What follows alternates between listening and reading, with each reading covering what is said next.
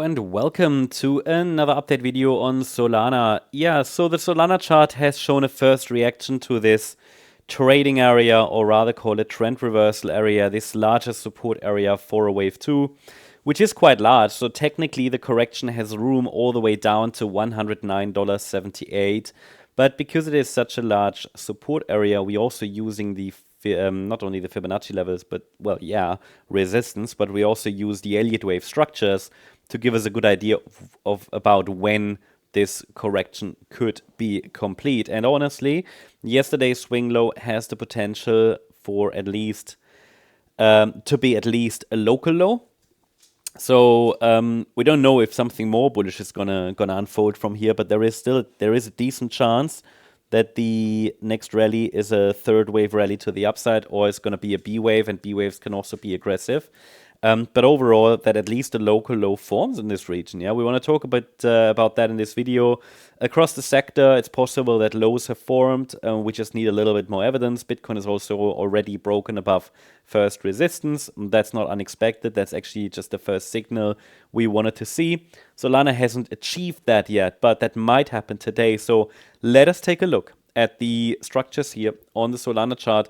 Obviously, as you might know, we have a 5-wave move up into the 14th or 13th of May high. That obviously keeps us grounded in a bullish scenario. That's not a bias, you know, that is not because we want the market to go up. That's because the data is showing it to us. The data, which is on the chart, is telling us that the market is potentially bullish. In the end, it is still all probabilities.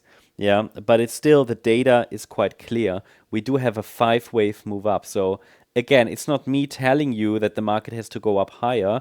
It's the market telling us that this is currently the intention until other signals show. So we have a 5-wave move up. That's clearly defined. It's a series of higher highs, higher lows. So it's reasonable to watch for a pullback. Okay, that pullback actually unfolded, you could say, as expected.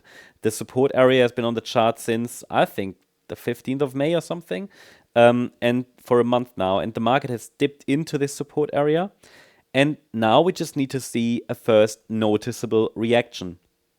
The reaction is still quite small, so zoomed out keeps us grounded because it shows us, look, this reaction that we've just seen, it's not really too meaningful, right? But the reaction happened where it needed to. Here, you might remember that on the weekend, I wasn't really excited about this move to the upside because it was meant to form another low. And that also happened. Okay, we have seen our one more low.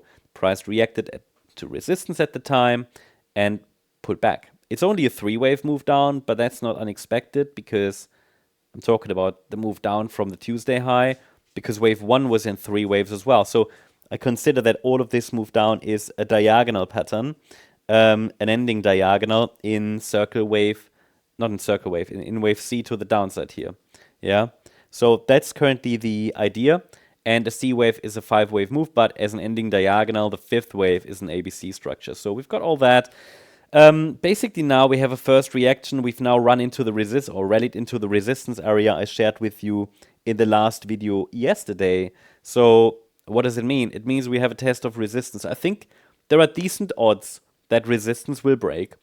I think there's a decent chance that Solana is trying to break out to the upside, but it's obviously not confirmed yet. So this will be the first area to watch, the first pivot, the first objective for the bulls to overcome.